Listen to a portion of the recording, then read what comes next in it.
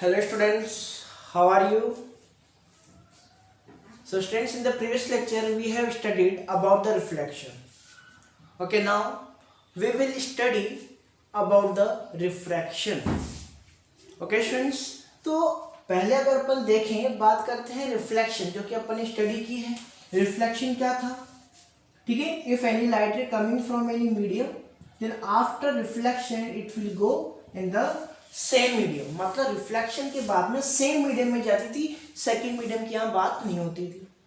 But now in the refraction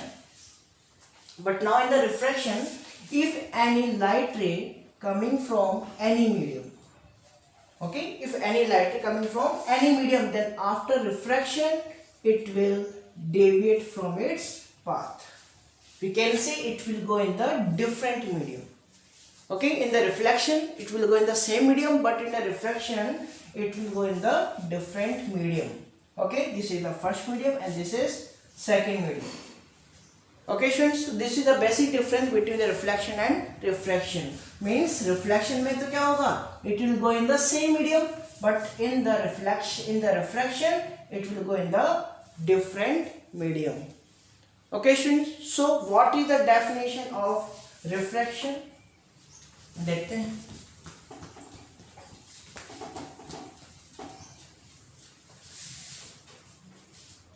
Definition of refraction: when a light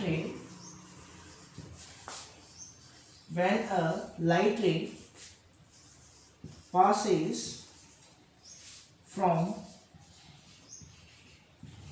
one medium to another medium. Okay, when a light ray passes from one medium to another medium, then it deviates. it कौन भाई, light रे की बात हो रही है. Okay, then it deviates from its path. Okay, it deviates from its path. We can say it will bend from its path. क्या हो जाएगी, bend हो जाएगी. अब अपन समझेंगे इसको. It deviates from its path. It's called refraction of light. It's called refraction of light. Okay, अब इसका मीन अपन देखते हैं क्या. अपने कहा when a light ray coming from one medium to another medium, suppose this is any object. ठीक है, अब बात यह आती है कि रिफ्रैक्शन किन ऑब्जेक्ट्स में होता है. The refraction can occur in the transparent, okay, or translucent. Maybe in the translucent objects. Transparent means the objects through which the light can pass. Okay, and translucent means the objects through which the light partially pass. means ज्यादा light pass होती है, थोड़ी बहुत light pass होती है, तो उसमें भी अपने पास क्या हो सकता है, रिफ्रैक्शन हो सकता है. बात समझ आ रही है. So the refraction occur in the transparent और ट्रांसल्यूसेंट ऑब्जेक्ट्स. अब ट्रांसपेरेंट ऑब्जेक्ट की मैं बात करूं तो ट्रांसपेरेंट ऑब्जेक्ट सपोज कर अपन बात करते हैं glass slab. Glass is the transparent object. Okay, so suppose this is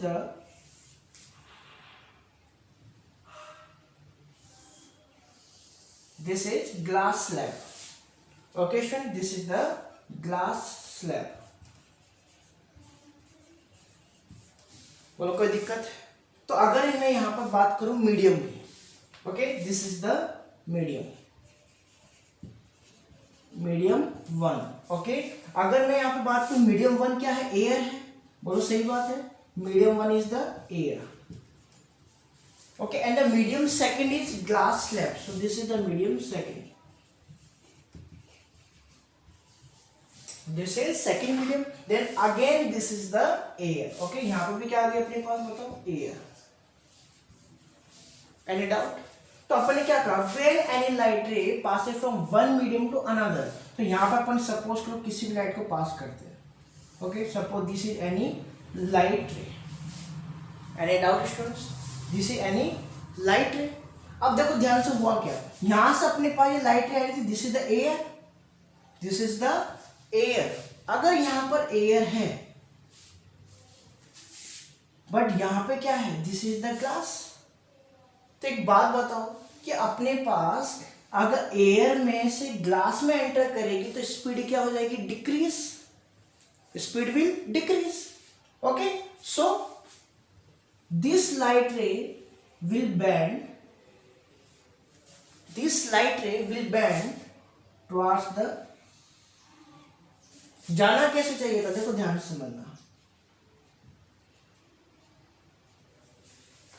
भाई जाना कैसे चाहिए था, बिल्कुल सीधा जाना चाहिए था, but due to decrease in speed, due to decrease in speed it will bend towards the normal. भाई this is the normal, this is normal, बात समझ आ रही है। This is incident ray, this is incident ray. ठीक है, अभी हम सारे कॉन्सेप्ट देखने वाले हैं कि अपने पास मीडियम किस टाइप के होते हैं सब अपन देखने वाले हैं। This is the incident ray when this ray passes from one medium to another medium, okay, then it will bend, अपन ने ये तो पढ़ा है, it will deviate from its path, ये अपने पाथ से क्या हो जाएगी, डेविएट हो जाएगी। ओके, जाना कैसे चाहिए था, बिल्कुल इसको यूं जाना चाहिए था, but due to change in speed it will bend towards the normal. अब चेंज भी कैसा हुआ, स्पीड क्या हो जाएगी, decrease, due to decrease speed it will bend towards the normal. तो अपन को एक बात पकड़नी है यहाँ पे कि जब भी अपने पास लाइट की स्पीड क्या होगी, डिक्रीज होगी, then it will always bend towards the normal, normal की तरफ क्या हो जाएगी, वो बेंड हो जाएगी। This is the normal. तो देखो यहां से इधर चली गई, तो बताओ क्या नॉर्मल के पास में नहीं आ गई, पास में आ रही है। Okay, now again this is normal. अब देखो यहां पर ये मीडियम है और ये भी कोई एक मीडियम है, अब इसको भूल जाओ एक बार के लिए। Okay students, this is medium 2 and this is any medium first, वापस से फर्स्ट मीडियम आ गया ना, दिस इज एयर। बोलो कोई दिक्कत है। अब देखो क्या होने वाला है, this is the glass slab and this is air. Okay, so when this light move from glass slab to air then the speed will increase. भाई सीधी सी बात है, सीधा सा लॉजिक लगाओ। एयर में अपन क्या करते हैं, फास्टली मूव करते हैं कि नहीं करते। अगर वाटर में मूव करेंगे तो क्या अपन फास्ट मूव कर पाएंगे, नहीं कर पाएंगे। सो this is the basic concept. Okay, when the light ray passes from the glass then the speed will be less. Okay, but when it enter in the air then the speed will be greater. Okay, so we can say that when the light ray enter from glass slab to air then the speed will increase. Speed क्या हो जाएगी यहाँ पे, increase. अगर यहाँ पे speed increase हो जाएगी तो अब क्या होगा, ऑपोजिट होगा। भाई पहले क्या होती है, speed decrease, so it will move towards the normal. But when the light ray enter from glass slab to air then the speed will increase and it will move away from the normal। देखो जाना कैसे चाहिए था, यूं बोलो, यूं जाना चाहिए था इसको। Okay, but it will move away from the normal. Okay student, so this is the refraction, this is called refraction of light. बोलो कोई दिक्कत है। Okay, this is refraction of light. Camera में दिख रहा है कंप्लीट। ओके ओके स्टूडेंट्स, सो अब यहाँ पे आपको कुछ बेसिक चीजें समझनी है, ध्यान से देखो। This light is coming, so this is the incident ray, this perpendicular line, this is the normal. Okay students, now this is the refracted ray, this is not reflected, this is refracted ray. Okay, this is refracted ray. We can say suppose this is A B. Okay, this is the B point. Okay, and this is O point. चलिए इसको अपन यहीं पर B point को यहीं ले लेते हैं। Okay, this is B point. This is C point. Okay, and this is D point. Okay, so we can say that AB is incident ray. Okay, AB is incident ray. Any doubt? Now BC, this is the ray after the refraction. Okay, the light ray which is refracted is called refracted ray. Okay students, so this is BC and BC बताओ क्या हो गया आपके पास, refracted ray. कोई दिक्कत? Next अगर मैं बात करूं, this is the final ray and this ray is called emergent ray. Okay, so we can say the light ray which is coming out from the glass slab, this is called emergent ray. So CD is called emergent ray.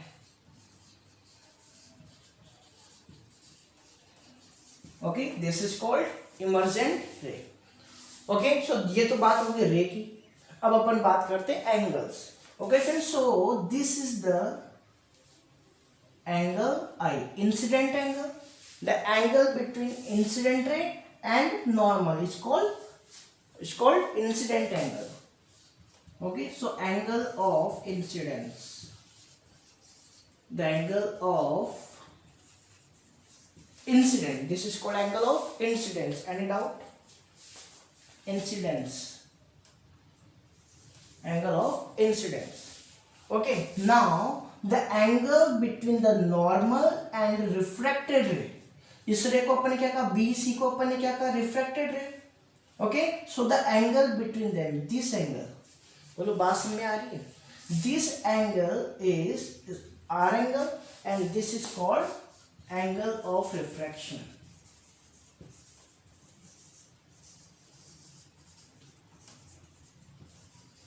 This is called angle of refraction. बोलो कोई दिक्कत है? अब देखो यहाँ पे ये वापस से क्या हो रहा है, दिस इज अगेन डेविएशन. भाई यहाँ पे भी तो अपने पास एक मीडियम है different, one medium second medium, one medium second medium, तो यहाँ पे भी क्या हो रहा है, रिफ्रैक्शन. देखो डबल रिफ्रैक्शन हो रहा है. So this is also called angle of refraction because this is the angle between incident ray and normal. Any doubt? Okay, and this angle, देखो this angle, this complete angle between the normal and emergent ray, angle between normal and emergent ray is also called the refracted angle. बोलो कोई दिक्कत है? कोई दिक्कत है इसके अंदर? Okay students, so this is the concept. बोलो कर सकते हैं? Okay, so this is the refraction of light. तो अपने क्या देखा? The light ray which passes from one medium to another medium, then it deviates from its path. भाई यहाँ पे हो क्या रहा है? One medium to second medium में एंटर कर रहा है, तो ये अपने पाथ से क्या हो गया, डेविएट हो गया. मतलब इसकी जो डायरेक्शन थी वो क्या हो गई, चेंज. भाई जाना कैसे चाहिए था, बिल्कुल स्ट्रेट, बट ये क्या हो गया, डेविएट हो गया. सो दिस इज द रिफ्लेक्शन. अब देखो यहाँ पे वही बात हो गई, this is the first medium, this is second medium, so it deviate from its path. So this is called reflection. Okay students, तो ये प्रॉपर आपको डायग्राम कंप्लीटली ड्रॉ करना है. कर सकते हैं? ठीक है, चलो इसको अपन नोट करते हैं, इसके बाद में अपन पढ़ते हैं कुछ basic terms. Okay students,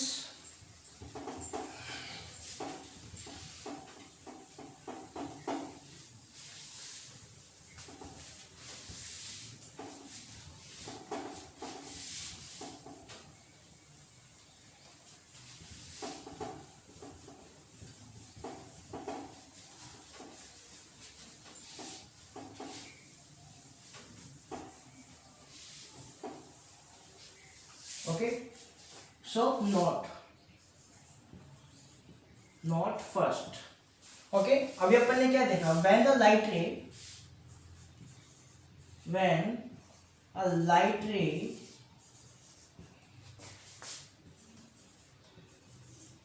ray, इससे पहले अपन डेंसर और रेयर मीडियम के बारे में स्टडी करते हैं. ठीक है, फिर इसके बाद में ये बात अपन लिखेंगे. ठीक है, तो ये छोटा सा कॉन्सेप्ट है, वो समझना है, केवल आपको नोट करने की जरूरत नहीं है, समझना है. स्टूडेंट्स, अगर मैं यहाँ पे बात करूं, this is glass slab. Okay, this is glass and this is air. Okay students, तो अगर मैं यहाँ पे बात करूं तो अपने पास मीडियम जो होंगे वो होंगे टू टाइप के. There are two types of medium.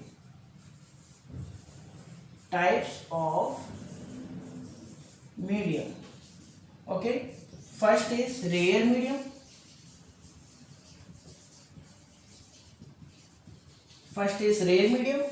And the second is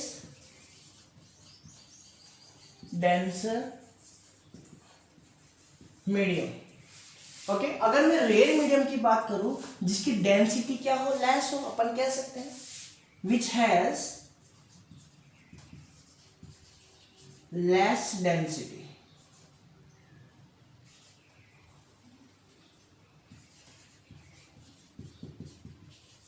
which has less density, and density की मैं बात करूं which has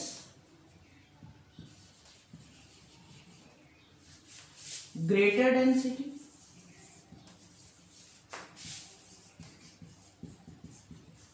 which has greater density। अब डेंसिटी आपको पता होनी चाहिए भाई, 9 क्लास में आपने स्टडी किया है। What is density? The mass per unit volume. Mass per unit volume. अगर मैं कोई पर्टिकुलर वॉल्यूम ले लूं, सपोज करो मैंने एयर की वॉल्यूम ली 1 सेंटीमीटर क्यूब, ये अपने इतनी एयर ले ली। ओके, तो अगर मैं उसका मास की बात करूं तो उसका मास क्या होगा? बहुत कम होगा भाई। अगर मैं 1 सेंटीमीटर क्यूब वॉल्यूम एयर लेता हूं तो क्या उसका मास कुछ होगा? बहुत कम होगा, उसका वेट बहुत कम होगा, अपन कह सकते हैं।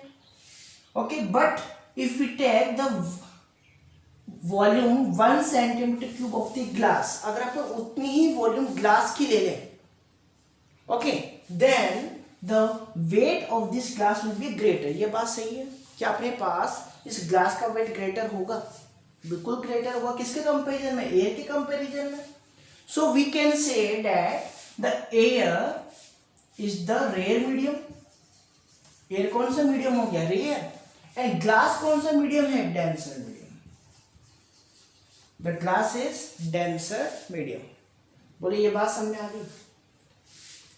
कंपेरेटिव, अपन को कंपेरेटिव डेंसिटी देखनी है, ठीक है। अगर मैं यहां पे बात करूं वाटर,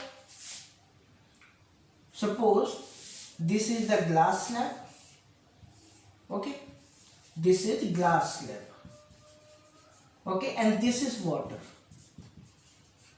ओके स्टूडेंट्स, अगर मैं बात करूं सेम थिंग, अगर मैं 1 सेंटीमीटर क्यूब ग्लास ले लूं, उसका वेट मैं मेजर करूं, और 1 सेंटीमीटर में वाटर ले लूं, 1 सेंटीमीटर क्यूब वॉल्यूम का वाटर ले लूं, तो किसका वेट ग्रेटर होगा बताओ? ऑब्वियसली ग्लास का वेट ग्रेटर होगा, और इसका वेट क्या होगा? लेस होगा। बोलो बात समझ आ रही है? डेंसिटी समझ आ रही है क्या? Mass upon volume. ओके, तो किसी वॉल्यूम के अंदर पर्टिकुलर कितना मास है, अगर मास की बात है तो अपन वेट की बात करेंगे, क्योंकि ग्रेविटी तो आएगी ना इसके साथ में। बात समझ रहे हो? ओके, तो सीधा सा मतलब क्या हुआ? This is the rare medium, okay, and this is denser medium. बात समझ आ रही है कि अपने पास वाटर क्या होगा? Rare medium, and the glass is denser medium. बोलो कोई दिक्कत? ओके, अगर मैं कंपेरेटिव स्टडी करूं एयर एंड वाटर, तो एयर और वाटर में से एयर क्या होगी? Rare medium. This is the rare medium and this is denser medium. बोलो बात समझ में आ रही है? बोलो कोई दिक्कत है इसके अंदर? समझ सकते हैं अपन रेयर और डेंसर मीडियम है। Okay, so this is the concept of rare and denser medium. ये आपको पता होना चाहिए। तो अभी अपन ने क्या लिया? एयर और ग्लास स्लैब। तो obviously air is the rare medium, air क्या हो गई? रेयर मीडियम, और ग्लास क्या हो गया बताओ? Denser medium. मेरी बात समझ आ रही है? अभी अपन ने क्या क्या लिया था? ग्लास स्लैब लिया था। Okay, this is glass slab and this is air. So air has the less density, so this is rare medium, okay, and this is denser medium. बोलो ये चीज समझ आ गई आपको? रेयर और डेंसर का कॉन्सेप्ट। ओके, तो अब अपन बात करते हैं note. Okay, first note,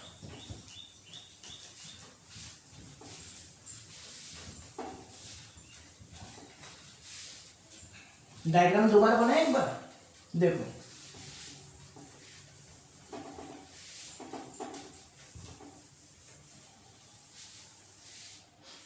okay, जैसा भी अपने डायग्राम बनाया था, this is the glass slab, okay, this is the incident ray, this is normal. Okay, so ये जाना कैसे चाहिए था? यूं, but it will deviate towards the normal. Now this is normal, okay, so ये जाना कैसे चाहिए? यूं, but it will deviate from its normal. Okay, so अब अपन ने देखा ये क्या थी बताओ, एयर थी, और ये क्या था, glass slab. This is glass slab. Okay student, so we can say this is the rare medium. ये कौन सा मीडियम है, rare medium. The medium 1 is rare and the medium 2 is denser medium. Okay students, this is denser medium. बोलो ये लिख सकते हैं अपन.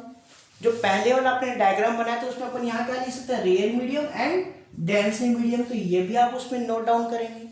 Okay, this is rare and this is denser. Now this is again rare medium. Okay, ये वापस क्या आ गया बताओ, रेयर मीडियम. बोलो कर सकते हैं. चलिए अब अपन नोट की बात करते हैं. Node first. Okay, when a light रे enters from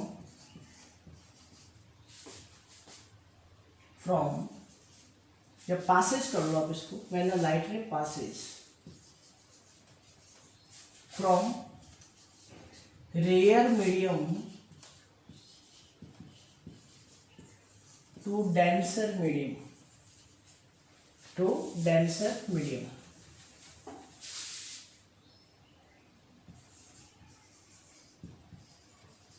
denser medium.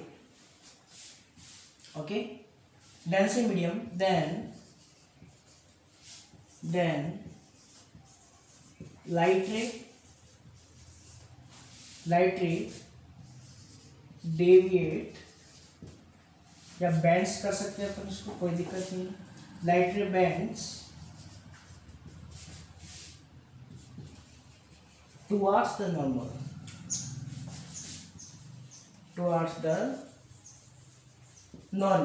Okay, क्या ये देखा अपन ने, when the light enter from rare to denser then it will bend towards the normal. बोलो बात आ रही है समझ में. ठीक है, सेकंड पॉइंट हटा दें इसको. Second point, when a light ray passes from denser to rare medium, then light ray bends away from the normal, away from the normal. बोलो ये कॉन्सेप्ट समझ में आ गया. This is the denser medium and this is rare medium, so it will bend away from the normal. तो क्या हो जाएगी, नॉर्मल से अवे चली जाएगी. So this is the basic concept of this refraction. बोलो बात समझ में आ गई, कर सकते हैं. तो ये अपन पर्टिकुलर पॉइंट्स हैं, इनको आपको माइंड में रखना है और ये डायग्राम अपन को समझना है. ओके, अब क्वेश्चन आता है कि भाई रिफ्रैक्शन तो हो गया, तो what is the cause of refraction. Actual में रिफ्रैक्शन हुआ क्यों, रीजन क्या है रिफ्रैक्शन का, वो अपन समझते हैं. तो आपको पता होगा, अभी मैंने बात की थी रिफ्रैक्शन के बारे में. भाई रीजन क्या था इसका, बताओ, सोचो देख. The reason of the refraction is change in speed. What is the reason? Cause of refraction. Cause of refraction क्या है बताओ, cause of refraction. भी cause of refraction ये है, when the light ray passes from one medium to another medium, then due to change in speed the refraction occur. भाई speed में change होने के कारण क्या होता है, ड्यू टू, प्रॉपरली लिखना है आपको एक प्रॉपर लाइन लिखनी है. ओके, मैं शॉर्ट में लिख रहा हूं. Due to change in speed of light, due to change in speed of light. What is the cause of refraction, when the light ray passes from one medium to another medium, then due to change in speed of light refraction occur. Okay, so this is the concept. बात समझ। अब ये change कैसे होती है ये भी अपन को समझना है। बताओ, सीधा सा लॉजिक है। When the light ray passes from rare to denser, okay, rare to denser, then speed decreases। बोलो सही बात है, स्पीड क्या हो जाएगी, डिक्रीज। अगर भाई रेयर से डेंसर में जाएगा, सपोज एयर से ग्लास में अगर लाइट एंटर करी है, देन स्पीड क्या हो जाती है, decrease. Due to this decrease in speed it deviates towards the normal, इसलिए तो नॉर्मल की तरफ चली जाती है। बात समझ में आ रही है। If it move from denser to rare, okay, then speed increases. तो स्पीड क्या रहती है बताओ, इंक्रीज। बात समझ में आ रही है, देन स्पीड विल इंक्रीज।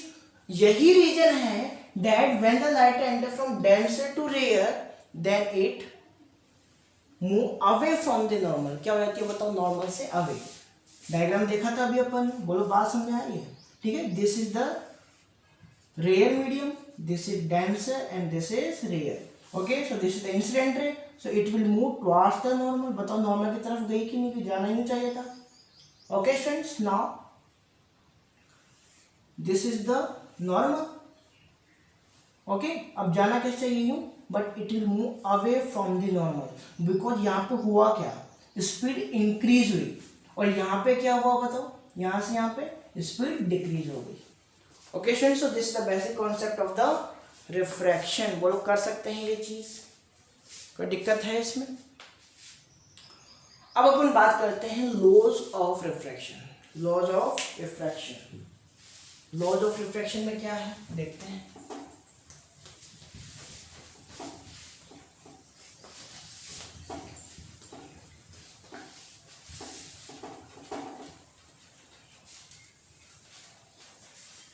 ठीक है, सबसे पहले इसके लिए अपने एक डायग्राम बनाएंगे इसका।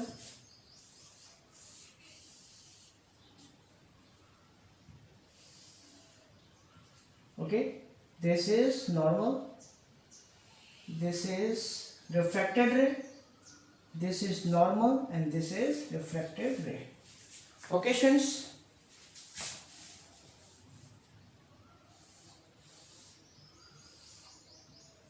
ओके। अब एक चीज और ध्यान रखनी है कि अपने पास जो इंसिडेंट रे होती है, इंसिडेंट रे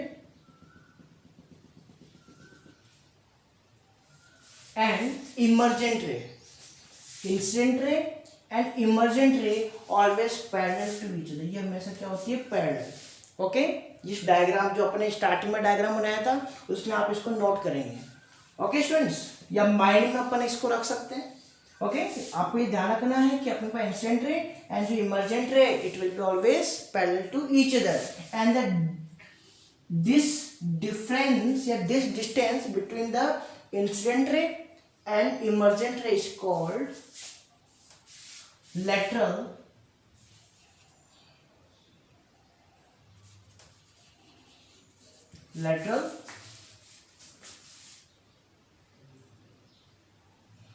difference।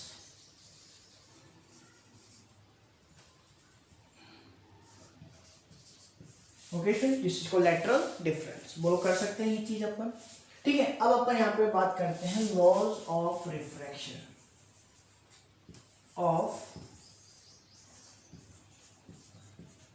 रिफ्रैक्शन। भाई अपन ने लॉज ऑफ रिफ्लेक्शन भी पढ़ा था, इससे पहले वाला जो रिफ्लेक्शन टॉपिक था उसमें रिफ्लेक्शन पढ़े थे अपने लॉज। तो अब ये बताओ उसका फर्स्ट लॉ क्या था, incident ray, normal and reflected ray are lie on the same plane. क्या ये पढ़ा था अपन ने, same to same thing. We can say the incident ray, normal and refracted ray are lie on same plane। बात समझ आ रही है, this is the same point, ठीक है। जो उसमें था वही सेम पॉइंट, पर यहाँ पे क्या आ जाएगा, रिफ्रैक्टेड रे।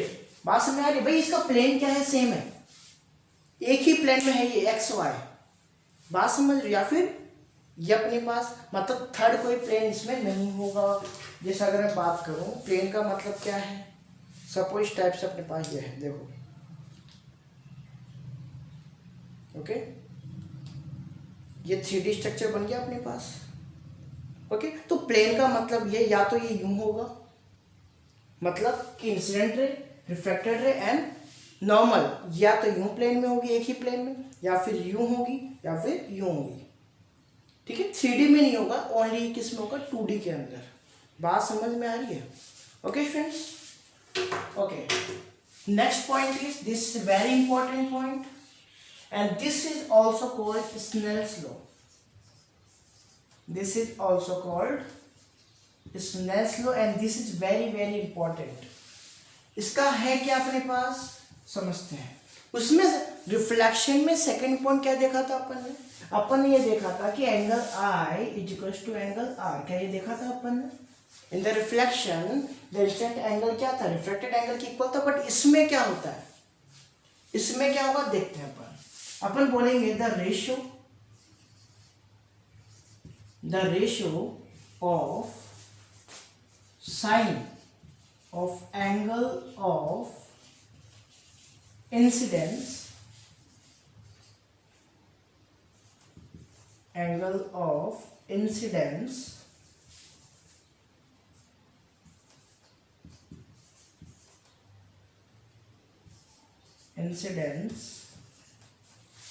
angle of incidence to the sine of angle of refraction is constant. इसका मतलब क्या है? इसका मतलब सीधा सा है, sign of angle of incidence upon sine angle of refraction is equals to constant. ये क्या होता है बताओ, कांस्टेंट होता है। बात समझ आ रही है क्या?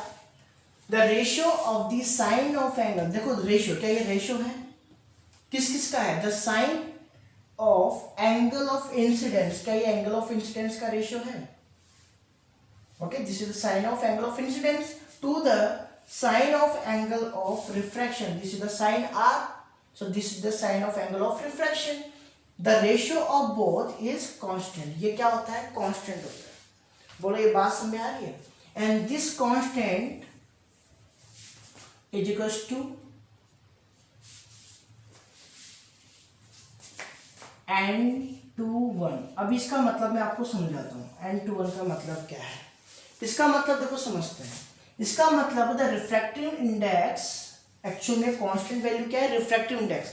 अब स्टूडेंट्स रिफ्रैक्टिव इंडेक्स का अपन टॉपिक पढ़ने वाले हैं नेक्स्ट लेक्चर में। ओके स्टूडेंट्स, तो अभी रिफ्रैक्टिव इंडेक्स के बारे में ज़्यादा अपन को नहीं सोचना है, अगर आपको आता है तो बहुत ही अच्छी बात है।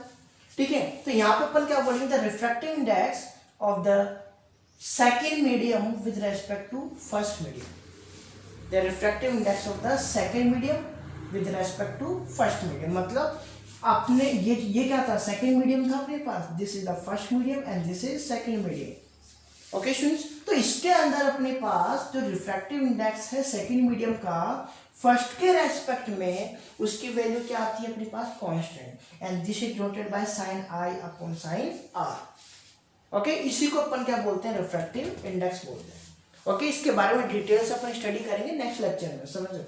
ओके स्टूडेंट्स, तो यहां पर अपन क्या बोलेंगे, this constant value, this constant is called refractive index, refractive index of second medium, of second medium with respect to first medium,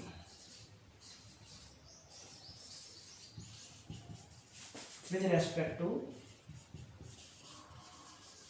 first medium। बोलो बात समझ आ गई भाई, ये कांस्टेंट वैल्यू क्या है, रिफ्रैक्टिव इंडेक्स है। Okay, refractive index of the second medium with respect to first medium. बोलो यहाँ तक कोई दिक्कत? First point and second point. Third point देखें अपन। Okay, so now last point, third point. भाई अपने रिफ्लेक्शन में थर्ड पॉइंट क्या देखा था बताओ, देखिए फटाफट। Third point in the reflection अपन ने कहा था the speed, wavelength and frequency of the incident ray and reflected ray same थी। भाई सेम थी क्या? किसके अंदर? रिफ्लेक्शन में। बट इन द रिफ्रैक्शन, ध्यान से देखना भाई, in the refraction the speed and wavelength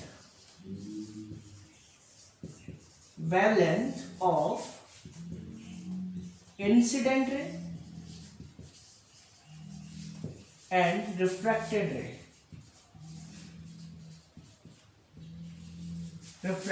ray is different.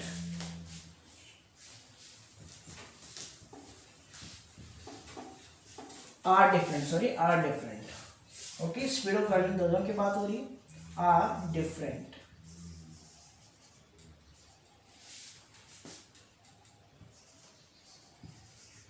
बोलो बात समझ आ रही है? अब बात आती है फ्रीक्वेंसी की। भाई फ्रीक्वेंसी कभी चेंज नहीं होती, चाहे वो रिफ्लेक्शन हो चाहे वो रिफ्रैक्शन हो। बात समझ आ रही है? रिफ्लेक्शन और रिफ्रैक्शन में दोनों लाइट रेज की फ्रीक्वेंसी कभी चेंज नहीं होगी, इट विल बी कांस्टेंट। तो इसलिए अपन ने ओनली क्या लिखा है? Speed and wavelength of the incident ray and the reflected ray are different. Okay, so these are the three laws of the refraction. Okay, तो ये आपका कंप्लीट आज का लेक्चर है। रिफ्रैक्शन के बारे में कुछ बेसिक चीजें थी वो अपन ने आज की। Okay, in the next topic, in the next lecture, we will discuss about the refractive index. Okay, student, this is very important क्योंकि इसके ऊपर बेस्ट न्यूमेरिकल्स आपके आते हैं, बोलो कर सकते हैं। Okay, so take care, thank you.